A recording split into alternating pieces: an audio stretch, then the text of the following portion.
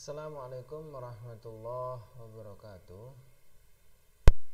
Alhamdulillahirrabbilalamin. Wassalatu wassalamu ala sayyidina Muhammadin wa ala alihi wa ashabihi ajma'in. Amma ba'du. Teman-teman mahasiswa yang dirahmati Allah, semoga kita selalu diberi kesehatan, senantiasa sehat, dan diberi berkah umur kita. Ini alhamdulillah kita sudah nyampe di pertemuan keempat. Kita akan membahas tentang fikih dan syariah. Mari kita mulai perkuliahan pada pertemuan kali ini dengan membaca Bismillahirrahmanirrahim. Semoga apa yang kita dapat ini, ilmu kita, mendapatkan ilmu yang manfaat dan berkah. Mari kita mulai fikih dan syariah. Hakikat fikih. Jadi fikih itu secara bahasa mempunyai arti pengetahuan dan pemahaman terkait suatu hal.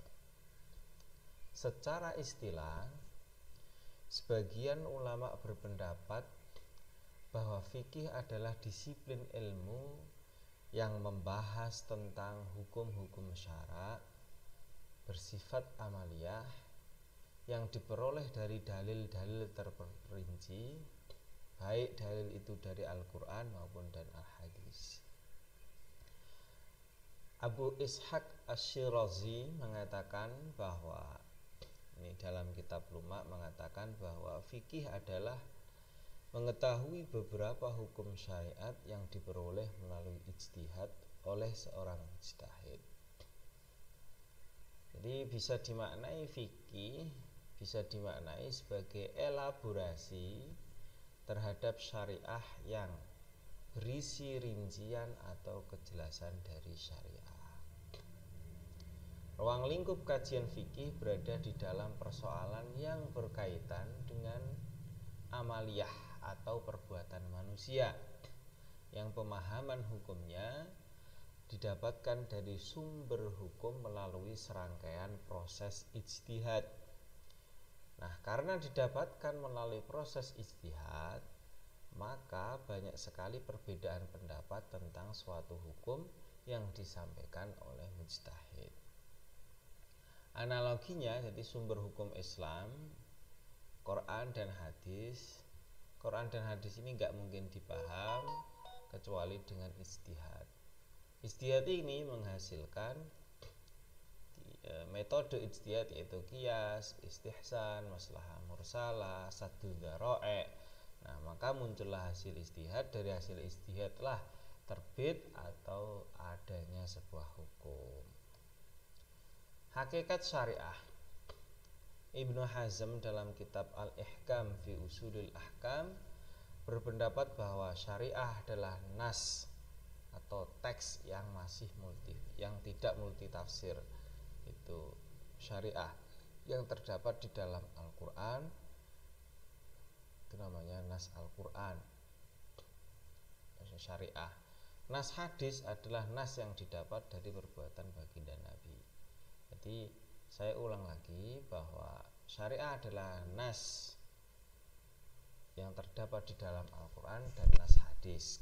Adapun nas hadis adalah nas yang didapat dari perbuatan baginda Nabi, nas yang didapat dari takrir Nabi, dan ijma' sahabat. Jadi syariah itu isinya 3, nas Al-Quran, nas yang didapat perbuatan Nabi, nas yang didapat dari takrir baginda Nabi, dan ijma' sahabat.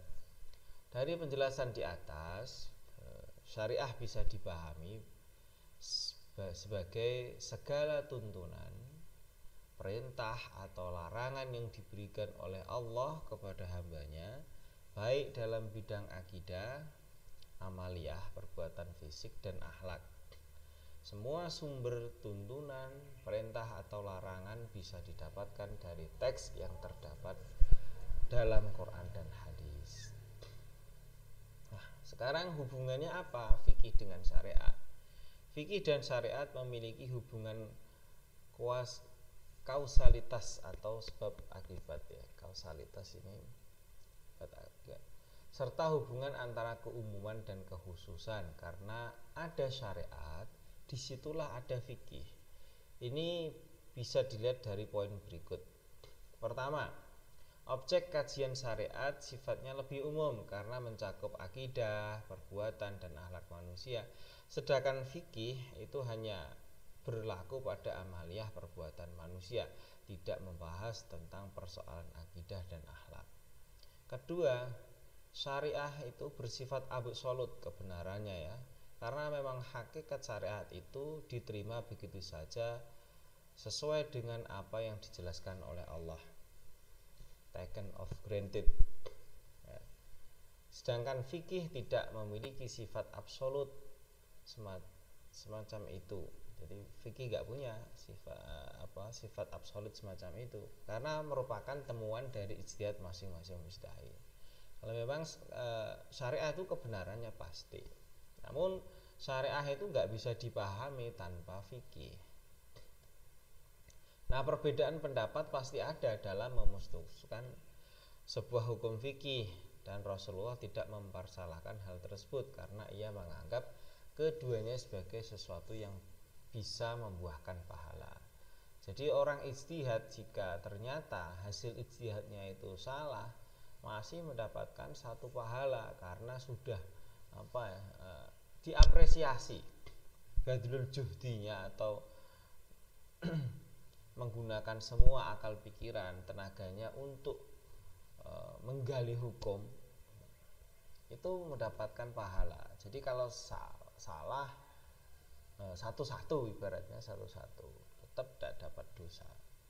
Ini bagi mujtahid. Kalau kita ya tidak boleh kita ijtihad karena belum kapasitas kita, bahkan memang tidak kapasitas kita. Ketiga, syariat menggunakan bahasa yang terkadang lebih umum dan membutuhkan yang rincian dari sebuah perintah atau tuntunan, sehingga disinilah peran mujtahid untuk menggali sebuah hukum. Contohnya, kewajiban sholat adalah syariat yang dijelaskan nas Quran, sedangkan teknis pelaksanaannya dijelaskan oleh teks hadis yang bervariasi dan dipahami berbeda oleh kalangan mujtahid. Misal terkait kesunahan kunut, letak sujud sahwi, ini ulama berbeda pendapat. Tapi sepakat bahwa ulama-ulama itu sepakat bahwa syariat mewajibkan kita melaksanakan sholat 5 waktu. Analogi syariah dan fikih. Analoginya begini. Ada sebuah hadis ini, An-Nafi' an Ibnu Umar radhiyallahu anhuma qala Nabi sallallahu alaihi wasallam yaumal ahzab la yusalliyanna ahadun al-asra illa fi bani Quraidah fa'adraka ba'duhum al-asra fit tariqi qala ba'duhum la nusalli hatta ta'tiyaha atau la nusalli hatta na'tiyaha wa qala ba'duhum bal nusalli lam yurid minna dhalik fadzakara dzalika lin nabi sallallahu alaihi wasallam falam yu'annif wahidan minhum. Ini Al-Bukhari ya, kitab Al-Bukhari. Saya ambil dari hadisnya Imam Al-Bukhari. Artinya begini, baginda Nabi ketika perang Ahzab pernah memberi instruksi kepada para sahabat, jangan ada seorang pun yang melakukan salat asar kecuali sudah sampai perkampungan Bani Quraidah. Ternyata di tengah perjalanan sebagian sahabat sudah masuk dalam waktu salat asar. Sebagian sahabat berkata, kami tidak akan salat asar sehingga kami sudah berada di perkampungan Bani Quraidah, sebagaimana sabda Nabi, kata beliau. Namun sebagian sahabat berkata, tidak, kami akan salat asar terlebih dahulu tepat waktu. Jadi bukan begitu yang dikehendaki baginda Nabi. Beliau hanya ingin memberi semangat kita agar kita bisa bergegas sampai tujuan ke Bani Quraidah. Nah, setelah itu ketika bertemu Rasulullah, kejadian tersebut disampaikan kepada baginda Nabi. Ternyata beliau tidak menyalahkan satupun dari mereka atas keputusan yang mereka pilih. Jadi penjelasannya begini, dari kisah tersebut bisa kita buat penggambaran bahwa perintah dari baginda Nabi yaitu berupa instruksi jangan ada seorang pun yang melakukan sholat asar kecuali sudah sampai perkampungan Bani Quraidah. Itulah yang dinamakan syariat. Adapun pertimbangan serta keputusan yang diambil para sahabat setelah mendengar, mencermati dan memahami, itu namanya fikih. Dan fikih ini Rasulullah tidak melarang. Beliau menganggap baik hal itu karena sahabat mampu memahami apa yang disabdakan oleh Rasul, karena memang sabda Rasul itu masih multitafsir. Sekian dari saya untuk pertemuan yang keempat ini. Semoga barokah dan manfaat. Salam bahagia untuk teman-teman, selalu bahagia, selalu sehat. Dari saya, assalamualaikum warahmatullahi wabarakatuh.